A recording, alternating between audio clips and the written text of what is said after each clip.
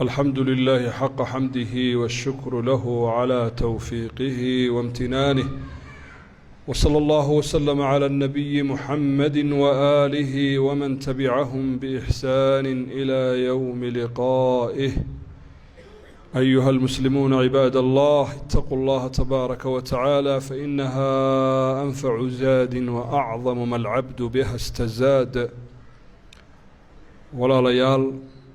إن شاء الله تبارك وتعالى خطبتنا waxaan dul istaagi doonaa aayad ka mida aayaadka qur'aanka kariimka ah oo aynu insha Allah tabaaraka wa tacaala isku dayi doono inaynu nolosheena adduunyada iyo teena aakhiradaba ku wanaajino. calaaqad weyn iyo xidhiidh weyn baa ka dhaxeeya nolosha adduunyada iyo aakhirada. dad badan oo muslima qaladku wuxuu ka galay markii aakhiro lagu tirtirsiiyey ee aakhiro looga warramay baa waxay iloobeen adduunyadii. adduunyadu waa sallaanka aakhiro. qofka hadday adduunyadu u hagaagtana aakhiraduna way u hagaagtaa, adduunyadu hadday ka xumaatana aakhirana way ka xumaataa. maxaa loo jeedaa? waxaa loo jeedaa adduunyada sidii ilaahay yidhi u noolaada, qofka u noolaadaa aakhirana wuu liibaanaa. sidii ilaahay yidhi adduunyada u noolaada, ka aan u noolaaninna aakhirana wuu khasaaraa. man lam yadkhul jannata addunya lam yadkhul jannata alaakhira. ibnu taymiya yidhi raximahu llahu tacaala, qofka aan gelin jannada adduunyada een adduunyada ku jannaysan aakhirana kuma jannaysta buu yidhi. jannada adduunya waa maxay? alunsu billaahi tabaaraka wa tacaala waatamasuki bihadyihi wa qur'aanihi wa sunnati nabiyihi sala allahu calayhi wasalam. jannada adduunyada laguu sheegaya waxa weeyaan waa inaad ilaahay u heshato tabaaraka wa tacaala, ood ilaahay ku xidhnaato oo qalbigaagu uu noqdo mutacalliq billaahi tabaaraka wa tacaala, oo aada noloshan adayg bay leedahay, masaacib bay noloshani leedahay aan la yska indhatiri karin. masaacibta iyo culayska iyo dhibaatooyinka ay leedahay inaad ku daweyso waxyiga iyo qur'aanka iyo sunnada, oo aad si fiican u fahanto waxyigood ku noolaato, oo nolol wanaagsan aada noolaato, aakhirana nolol fiican aada noolaato. waa intaas maqsuudkiiyo ujeeddadu. guud ahaan waxaynu ognahay dalkeenna waxaa ka taagan dhibaatooyin. abaara ay ugu horeeyaan oo dhul badan aanu roobku ka di'in. sicir barar badan baa taagan oo dhibaatooyin fara badan baa jira, oo khilaaf siyaasiya baa jira, oo murugan oo madaxa la yskula wada jiro, oo dadkiibaa wada qayliyaya.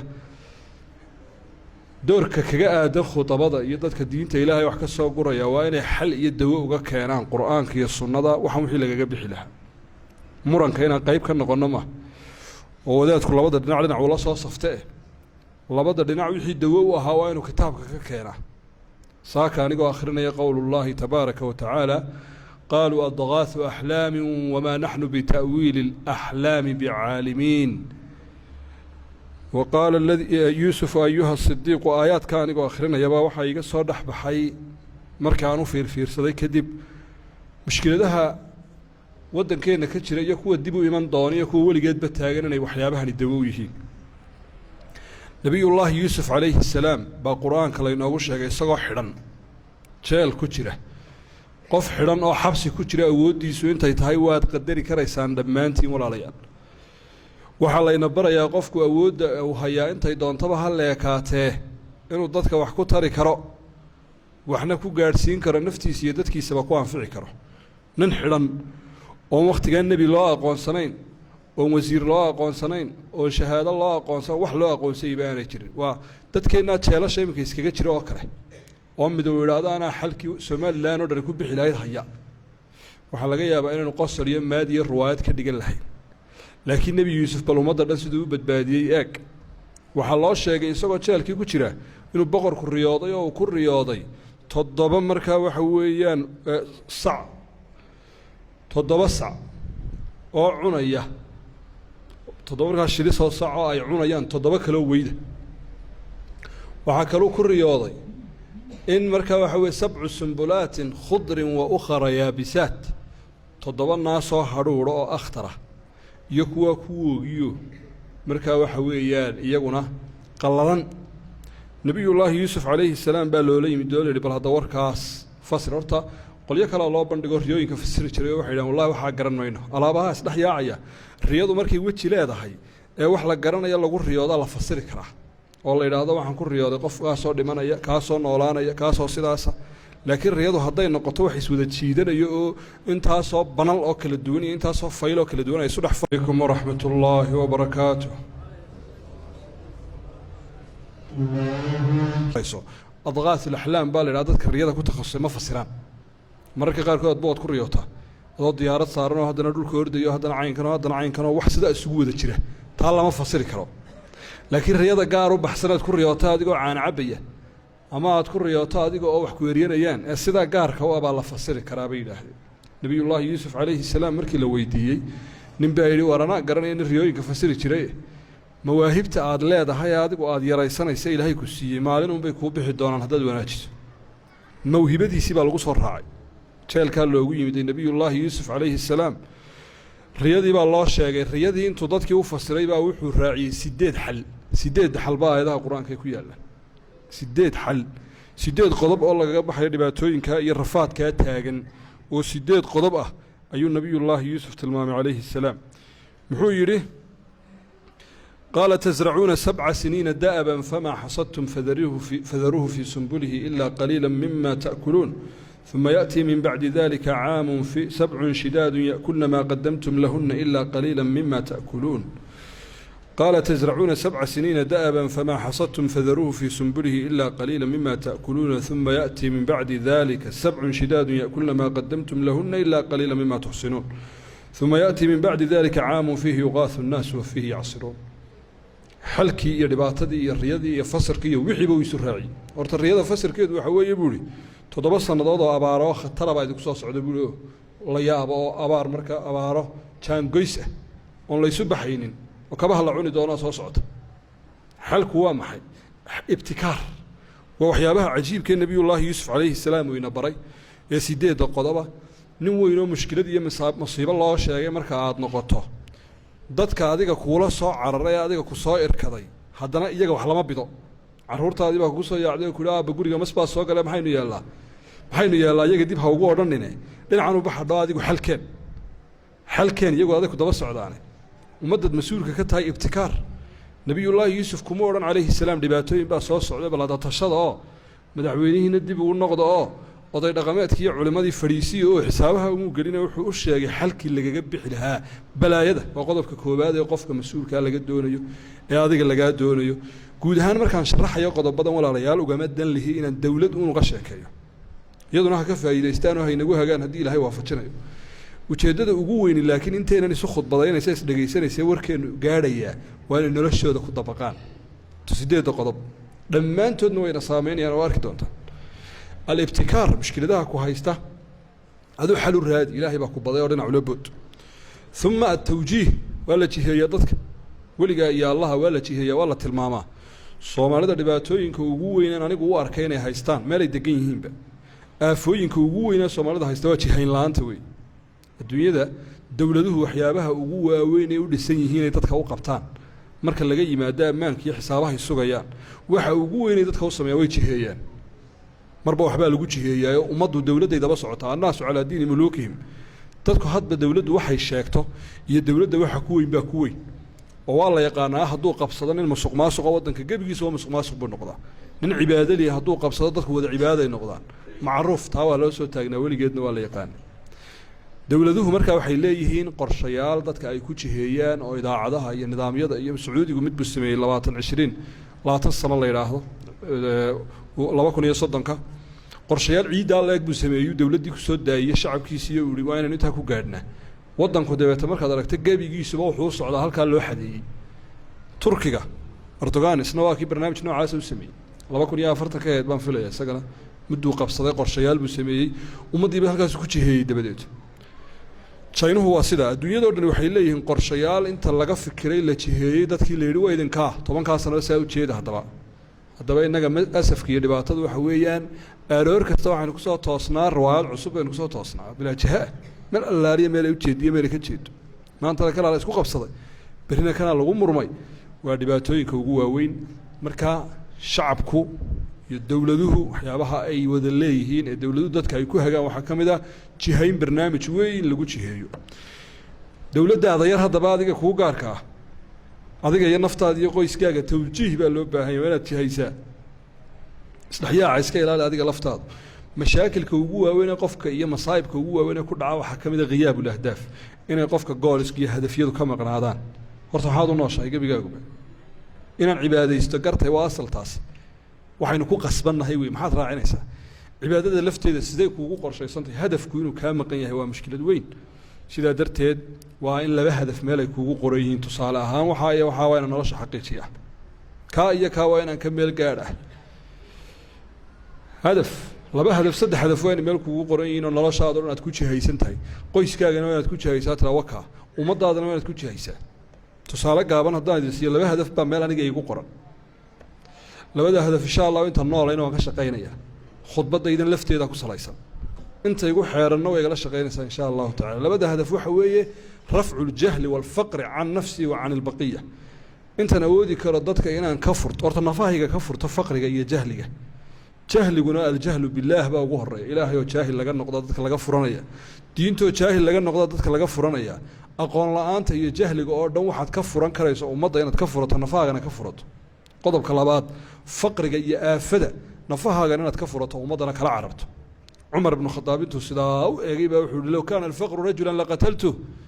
faqrigu hadduu nin yahay waan dili lahaa buuhi dadka wuxuu ku sameeyey iyo balaayadu geyaysiiyo diinta inay ka tagaan dadku iyagoo arkaya oo iimaanka iyo tawxiidka ay weydaartaan waxaa ku keena faqriga iyo bisaaradda mararka qaarkood munkar weeye nebigu sala allahu calayhi wasalam ilaahay uu ka magan geli jiray allaahuma inii acuudu bika min alfaqr waalkufr min alkufri waalfaqri gaalnimadaa lala lamaanaysiiyey bahalka in laga ordo oo dadka laga wacyigeliyo habeen iyo maalin laga qorshaystaa waajib sharciya wey ma ahayn dadka loo qaboosiyo la idhaha dhib ma leh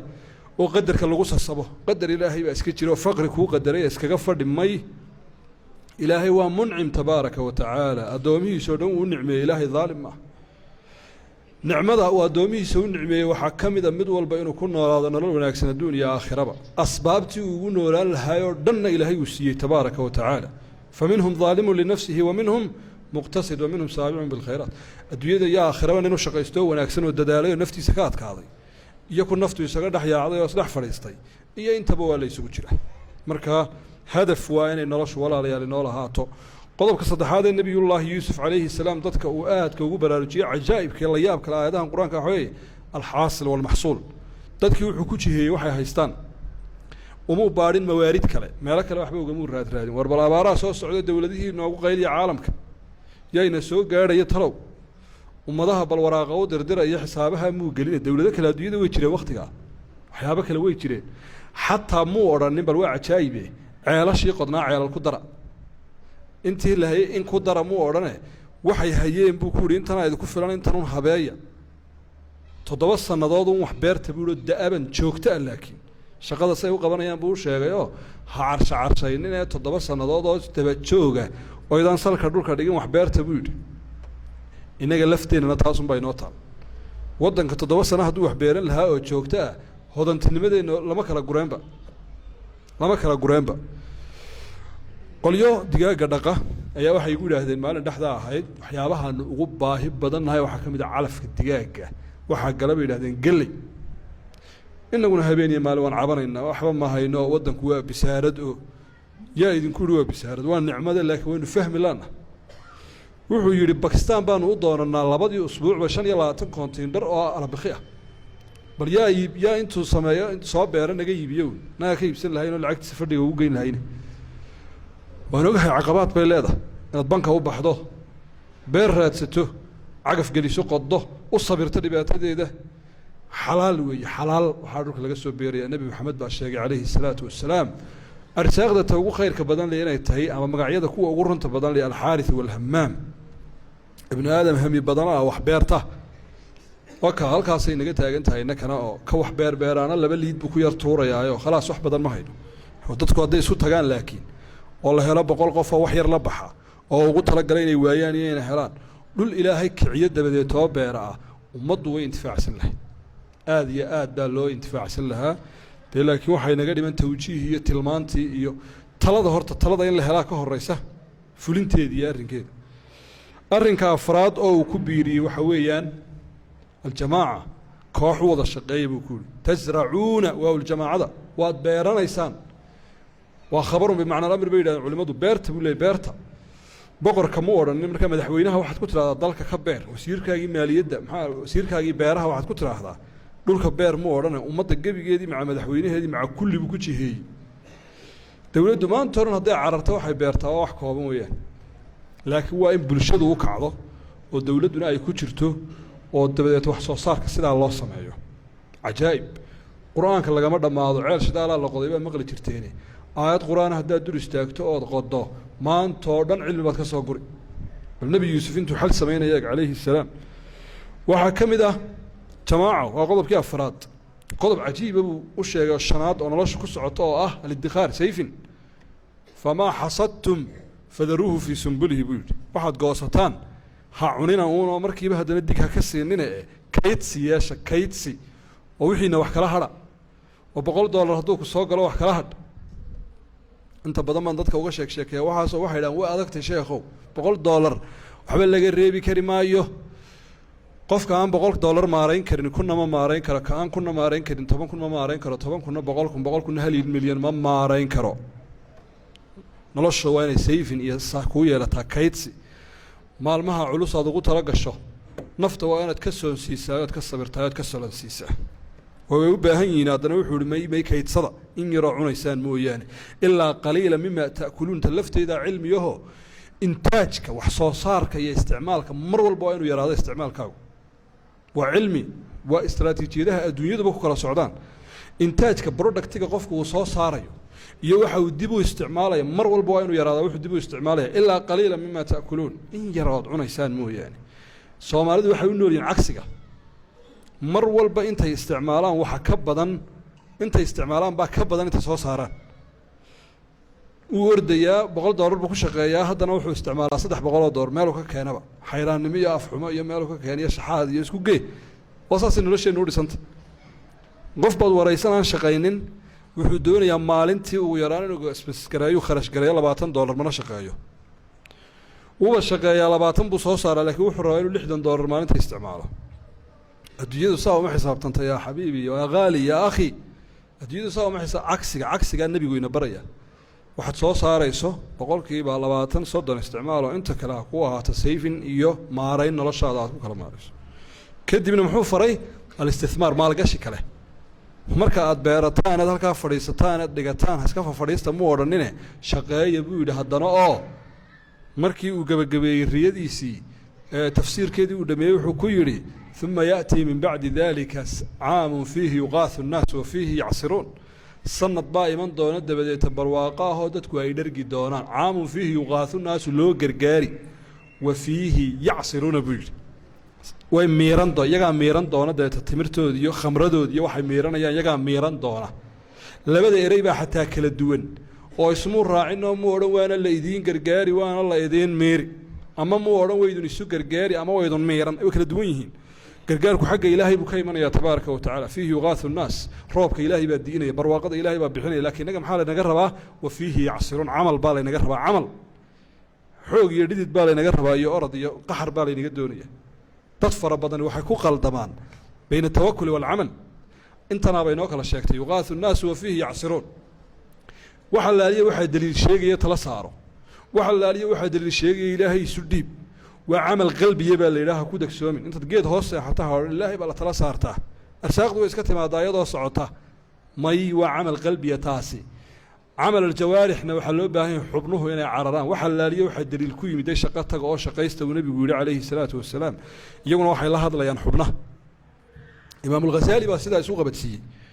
daliil kasto arkaysa buu yiri la shaqaysta xubnuhu la hadlaya iyo gacmaha daliil kasto kule ilaahay tala saaro aakhiradaada ogowna qalbigu la hadlaya marka qofka muuminka waxa la doonayaa qalbigiisa inuu ilaahay u dhiibo waxa maqan ilaahay bay ku maqan yihiin xubnihiisana uu ka shaqaysiyo aroortii soo tooso iyo arsaaq iyo fataax soo kala hala doonaya sidaas uu xaliyay dhammaan mushkiladaha ka jira nolosha nabiyullaahi yuusuf calayhi salaam waxaan u arkaa haddii tallaabooyinkan maanta la heli lahaa waxa jiro dhan laga bixi lahaa baan u arkaa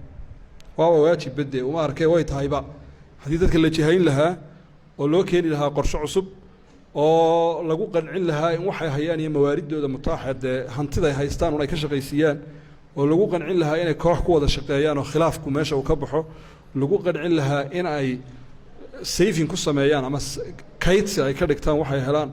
kadibna ay maalgashi ku sameeyaan ay ka shaqeeyaan waxa inay horumariyaan lagama maarmaan way fuli lahayd waase hadale ficil bay u baahantay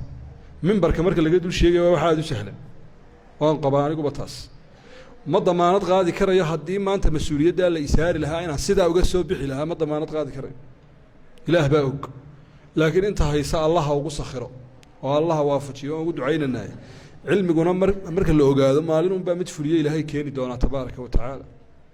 waxay naga khuseeyaa waxa weeye marka fariinta guud laga tago waa fariinta gaarka ah walaalayaal nafaheenna gaarka ah intaynan isdhegaysanaysaa inaynu intan u samayno weeyaan naftaada jihee oo maaree qorshe u keen adiga laftaadu waxaad haysatee xaasilkaa un ku shaqee iska ilaali cudurdaarka waxaana iga maqan haddaan baasaboor maxay heli lahaa dhulkao dhan baan jeexi lahaa haddii kan laysiin lahaa kanaan samayn lahaa haddii in yaroo faraqabsiya la ii dhiibi lahaa maxay ganaan samayn lahaa waxaasoo dhan waa cudurdaar waa falas waxba kama jiraan cabdiraxmaan ibnu cawf baa soo galay magaalada madiina isagoon waxba hayn muhaajira walaalkii sacad ibnu rabiic buu ku soo degay oo lala walaaleeyo nebigu yihi calayhi salaatu wasalaam warba labadiinan israaca oo dadka waa la isu lamaanaynayay muhaajiriinta iyo ansaarta cabdiraxmaan ibnu cawf kuma odhanin iyo waxaad samaysaa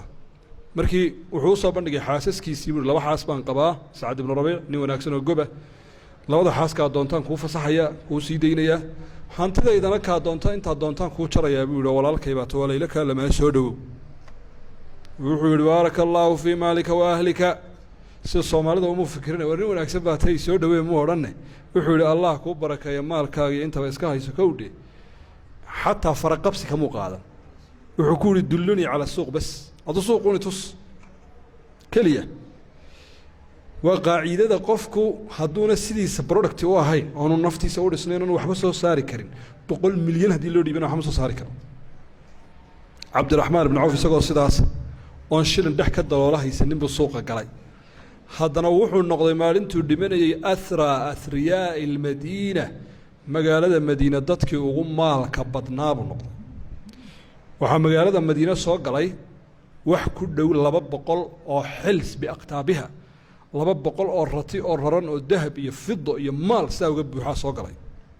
magaalada gebigeedii baa yaacday waa nin markab soo xidhay oo kale magaaladii baa markaliya yaacday caaisha radiyallahu canha baa waxay tidhi war waxaana guux maanta dhacayaa waa maxay markaasaa lagu yidhi maal aan hore loo aragoo 200 oo halaadoo isku raran baa cabdiraxmaan ibnu cawf keligii u soo galay waa ninka yidhi moogtay war waxba aniga suuquni tusa isagaa dhisnaa moogta shakhsiyan buu u dhisnaa wuu waxu fahamsanaa suuquni tusa caaisha waxay tidhi baaraka allaahu lahu alla maxaa ilaahay maal siiyo ilaahay nicmad siiyey bay tihi allaha u barakeeye warkii baa la gaadhsiiyey cabdiraxmaan ibnu cawf cabdiraxmaanow caaisha maanta kamatay baa la yidhi oo tihi allah ha u barakeeye maxaa ilaahay ninka maal iyo hanti iyo wanaag ilaahay siiyey cabdiraxmaan ibnu cawf intuu caaisha ku soo noqday baa wuxuu ku yidhi radia allaahu canhu wallaahi baan ku dhaartay yaa ummaah 200 ee halaad iyo wax saaran baad askale markaasuu bartii kaga dhaqaaqay markaa dee nafcigiisa iyo waxtarkiisa waa ka ummahaatulmuuminiin oo dhan nebigu calayhi salaatu wasalaam xaasasku ka dhintay gacanta waxaa ku hayey cabdiraxmaan ibnu cawf dadka ugu miisaanka badan buu xajkooga iyo cumradooda iyo noloshooda iyo guryahooga iyo waxay u baahan yihiin oo dhan buu mas-uul ka ahaa war bal ka warrama faa'iidada iyo nafciga iyo waxtarka ah maalintuu dhimanayeyna dadka magaalada ugu hodansan buu ahaa suuqa itus buu yihi suuqa anaa sidaydaa ku gelaya waa qaaciido